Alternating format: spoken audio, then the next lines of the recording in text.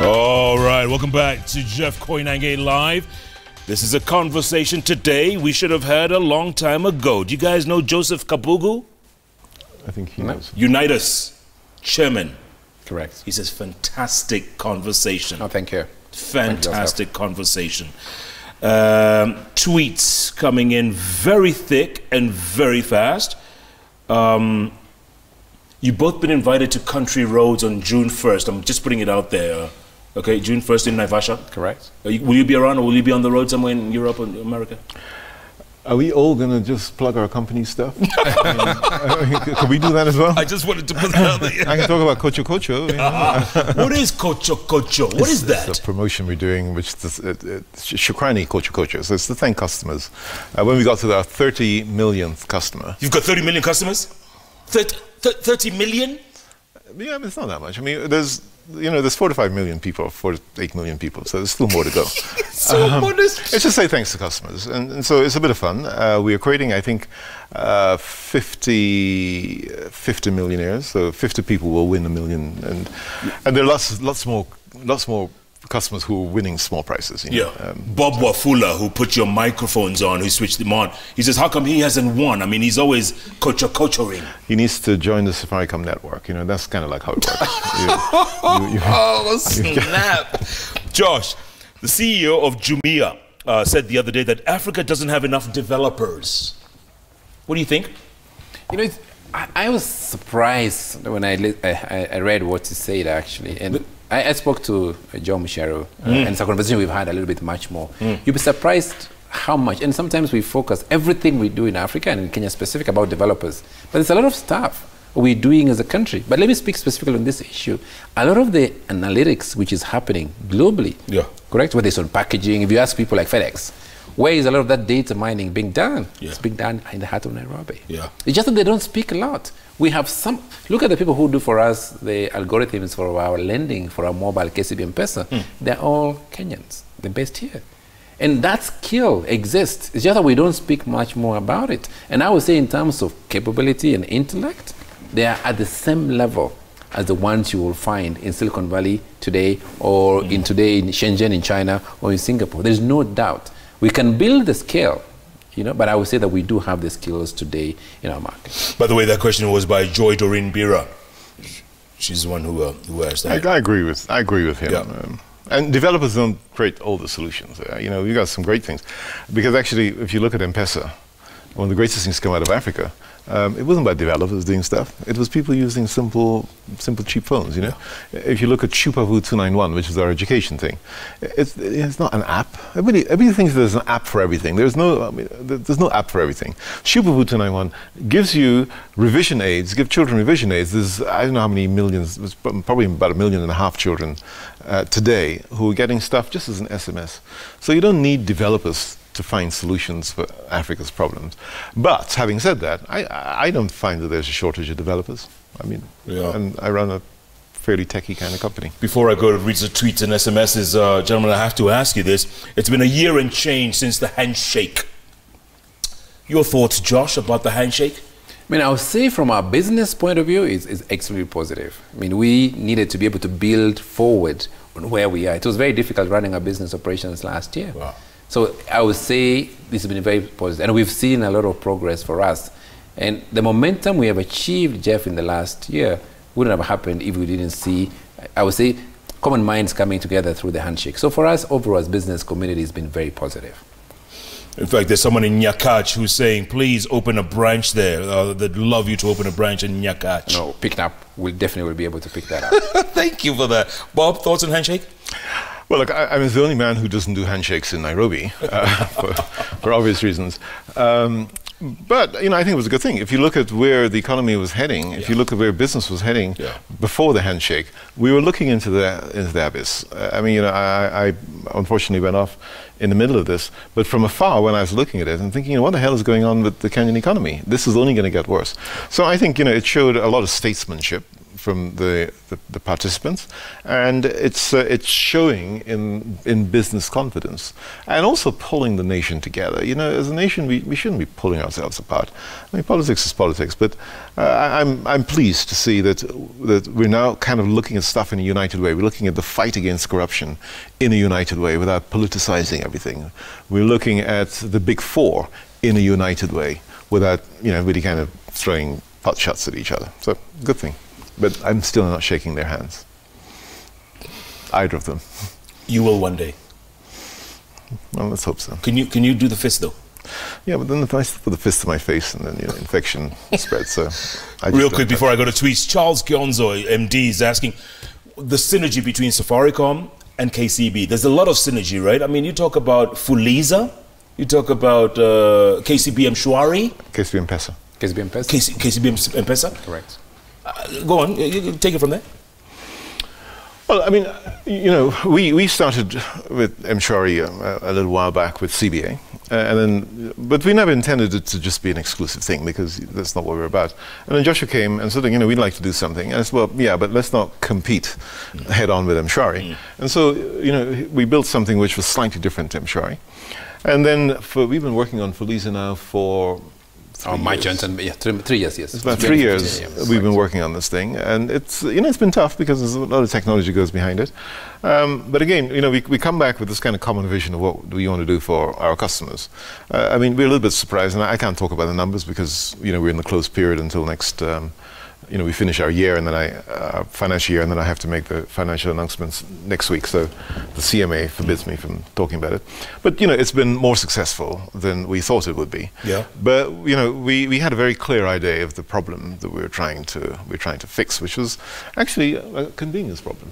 A lot of people say you're encouraging people to get into debt, but actually that's not the case because people are borrowing an average of 600 bob, I think, and they're repaying it within 3.5 days, I think. So it's about convenience. Yeah. And I think that, you know, Jeff, for us, it's about scale. Many times we need to think about what can we do to increase the size of the pie, really. And we love the partnership model. Sometimes we don't look deeper. So we struggle as businesses, you know, and we struggled with that before. I mean, I'd rather be 100% of $1 million business. And that's it. Or I'm going to be a 5% share of $1 billion business. That's what the synergy brings. Grow the pie. If you look at the numbers, I'm actually making much more money by partnering. And that's something we never do. So we fight too much to break the pie into pieces today in our market, and we lose the vision of where we can have solutions for our customers. That's what the partnership has shown. Initially, it was never possible. But we are willing to step back. And so we share revenue. With Safaricom, many times the banking sector said we will never do it because Safaricom is eating on our cake. Correct. And that leaves, we have today 15 million customers, 10 of which are very active on KCB M-Pesa. There was 0. And I give you the numbers in 3 years ago. Give you the numbers we're lending an average of today between 4,000 and 5,000. In a year, in a month, we're lending $100 million. Every single month today. They had no access before. That's 10 billion shillings. Today, of course, every month. In a year, we're doing plus $1 billion. Oh. And that's ordinary Kenyans everywhere. So you are today in Marikiti, you want to buy some potatoes in the morning, you got your KCB M-Pesa. And now we got the Fuliza. And that's the opportunity. Sometimes we think about ourselves. Turn it outside. Look at what our customers, what the market is looking for. And that's where the opportunity for partnership comes in. I'm not scared of working with competitors either. You know, when I was in London receiving treatment, you know, we've been working on this, and then, you know, the CBA came and said, well, you know, could we work together? I said, well, yeah, it's going to be, we can talk about it. And they, both him and Isaac Wonder said, we'll fly to London. So they flew to London. We met on one very wet, cold day, and you know, Joshua says we can work this out. And so actually, Fuliza is a three-way thing. It's not just between us and KCB. It's us, KCB, and CBA. So two banks working in partnership. I mean, they still compete and they still fight over stuff. But, you know, let's focus on the customer and try and find solutions. Yeah, but now you're working with them because, like you said before, there was a lot of resistance to Safaricom. It's not a bank. The regulator, you know, they collect so much profit. And they're not being charged as a bank. I mean, I would say, Jeff, that nothing much comes out of name calling. And we do that a lot as businesses. So he's a bad guy. And that's the way of defending ourselves. We're going to break away from that boundary and see beyond. And sometimes if you're not pushing yourself beyond the boundary, you aren't doing as much. And that's why even myself, when we started doing KCB M-Pesa, there was a lot of internal worries. Is Safaricom going to take away our customers?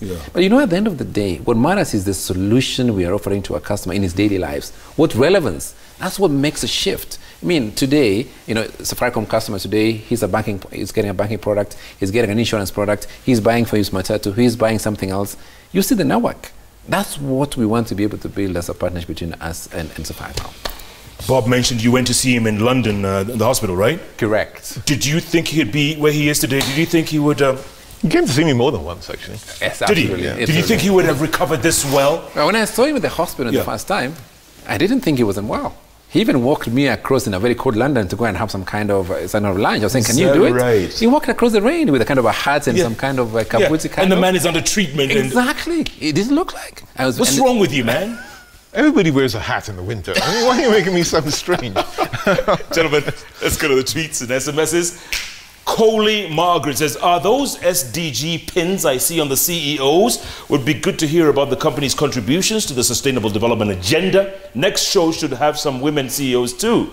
All right, Coley, thank you. Are those SDG pins? They are indeed SDG pins, the Sustainable Development Goals, which you know, the United Nations agreed in 2015. Which followed the Millennium Development Goals. These were slightly different because these were very inclusive in how they arrived at them, 17 different goals. And you know, it provides a very good compass on how businesses can figure out what the world needs. So, you know, whether it's climate change, whether it's inequality, whether it's health, it's education. In my company, we have selected 9 of the goals that we will support. And we looked at it in a slightly different way. So instead of saying, what are we going to do for these goals? We said, what are the goals going to do for us? And so when you look at things like renewable energy and climate change, you know, we have started to measure our carbon footprint. We've set ourselves a target that by the year 2050, we will be net zero net carbon emissions. Some of that you have to offset. So, you know, we're actually currently contemplating planting a forest, for example. And we will talk about that, I think, in a couple of months or so, if we decide to go ahead with it. Whether it's trying to reduce inequality, and, you know, inequality is one of the biggest challenges we have today. Right? Climate change is absolutely the biggest problem. And we can see it. You know, we had the whole of April with no rains, and you see the impact.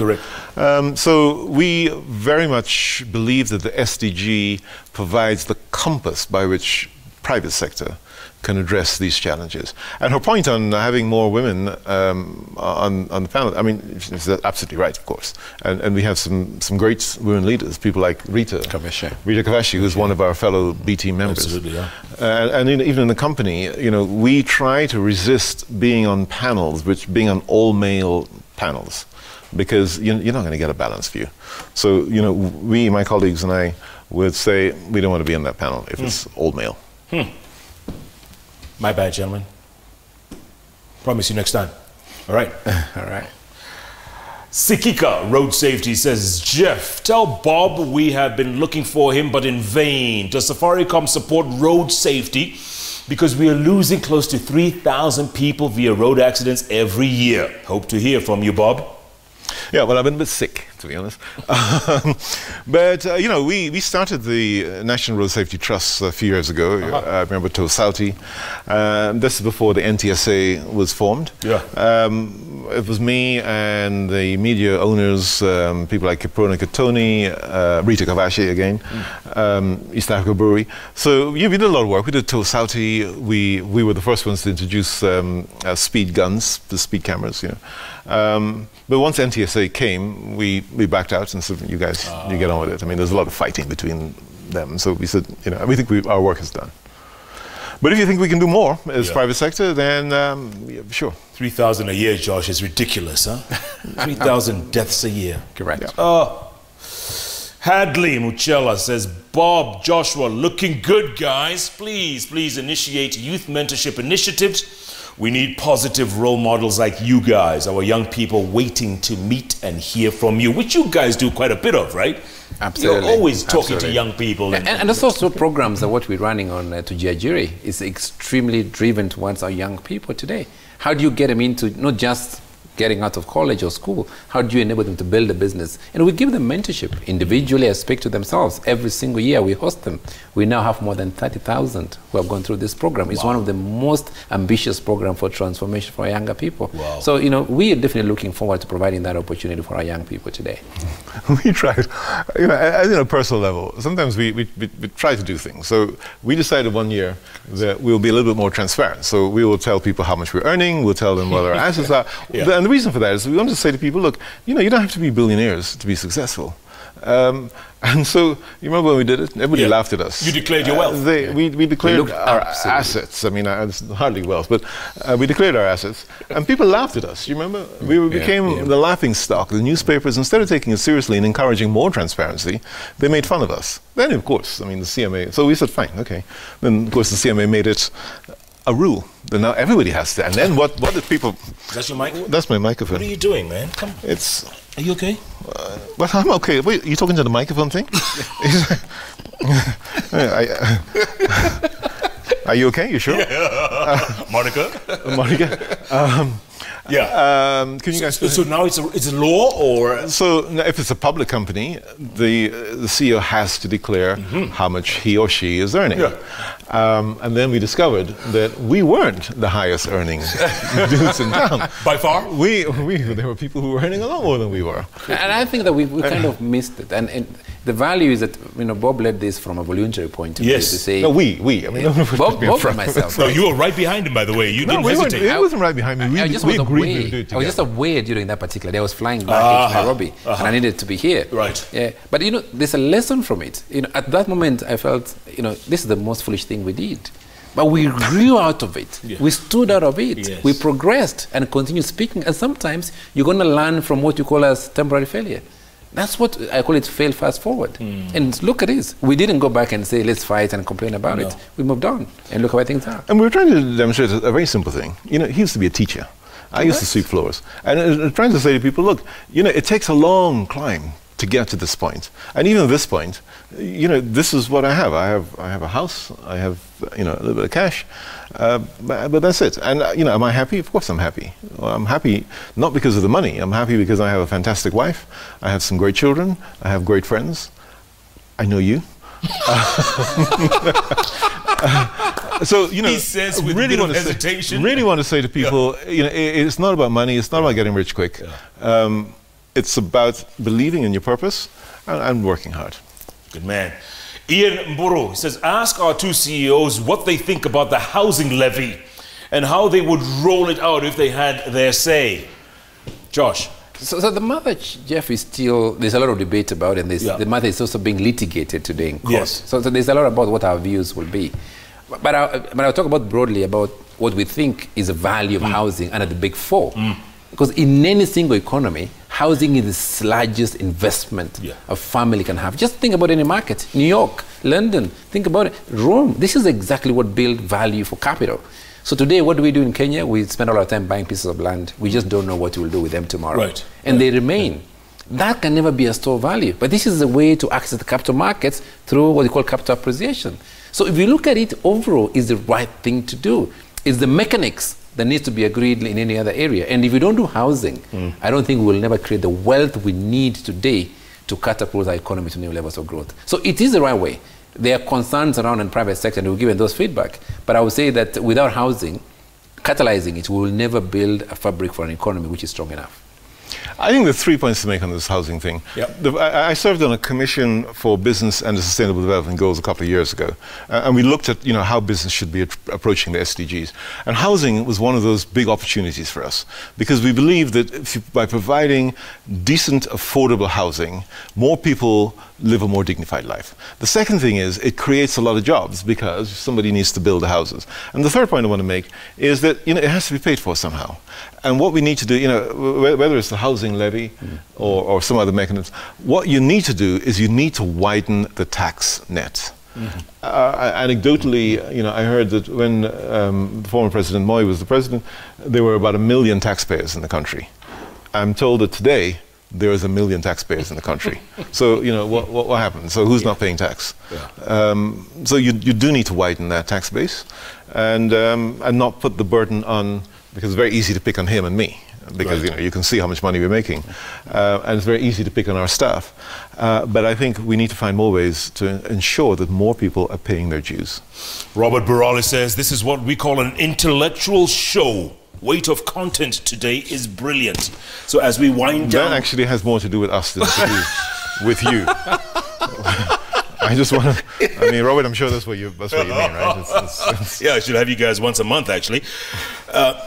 As we wind down, gentlemen, you've been at Safaricom 8 years-ish, plus minus. You've been at KCB 8 years? Correct. Life after Safaricom? It's the same answer that I gave you the last time you asked me the question. And I want to form a jazz band. So the saxophone is coming very well. My wife hates the saxophone. You're the saxophonist. I discovered this after, knowing her for 6 years. She says, I've always hated the saxophone. Bill Clinton played I'm talking to, badly. I'm talking to Marcus Miller about being my bass player. And I think Joshua will probably get back to playing the keyboard, the keys, yeah. Do you need a voice? Just not yours. Not that country nonsense that you do on Sunday nights. You know how I feel about that. Oh, yes, I do. Yes, I do. You're serious? Yeah. Jazz band. I need drums. I need someone on drums. You're going to give a serious answer now, right? Yeah, exactly. Josh, yeah. Life after KCB? Absolutely. I mean, you must always think, like myself. So one of the things I really want to do is to build on the smaller businesses, the entrepreneurship that I speak a lot. I'm a young leader, and Bob always raises that I was the youngest CEO for the oldest company. But obviously time has passed. But the challenge is doubling and tripling every year. So we have more younger people coming out and without opportunity. This is the greatest challenge that I see. And if I look at our young daughter today, how does she, when she finishes her college or school, what exactly happens? And how do we help them build? I say that if you're going to build the Safaricoms of the future, we're going to start with the small enterprises of the day. Those ideas is what I'm going to spend my time investing in supporting themselves. And we're not just locally. The challenge is the same across the region. So beyond Kenya, we're very universal, actually. We're very interconnected, not just by our thoughts, but our environment, our circumstances. And I see that as an area that I would like to spend most of my time building those businesses. And in the future, that's where the billion-dollar companies... Jeff, if you look back in our economy, in the last 15 years, only one company has been built with $1 billion revenue, which is Safaricom. 2 billion, actually. Be serious, so right? he give you no, of course I'm not going to be serious. So when he said this is intellectual conversation, actually I think he probably meant you too. I'm the one who's giving you daft answers about starting a jazz band. Fred Obach Machoka, you know who that is, right?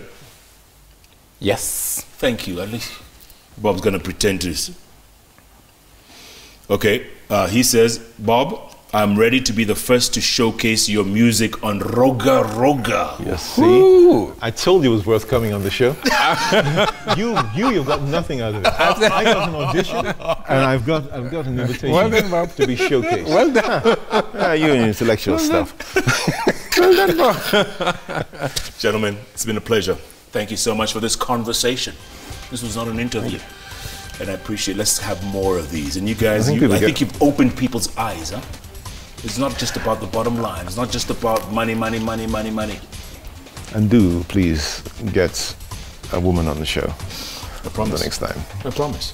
Because we got some great. I mean, even in my company, we got some great women.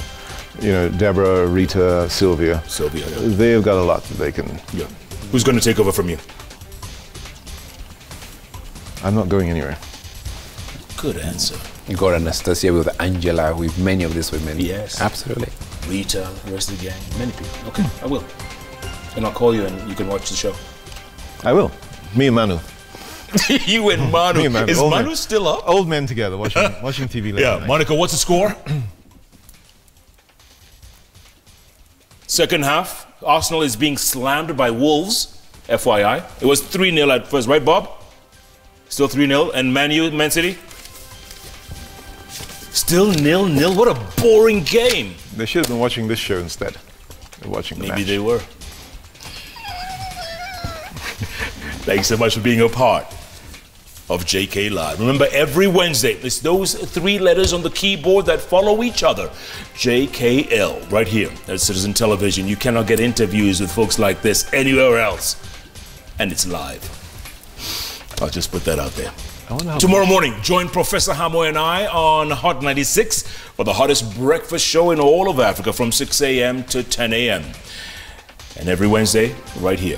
Thanks so much for being a part of the show, folks. Good night, good luck, and God bless these amazing gentlemen in this amazing country called Kenya. How do you think BCL will sound? BC Live. BC Live? BC Live. What does BC stand for? Before Christ? Don't blaspheme. BCL, every Wednesday, right here on Citizen TV.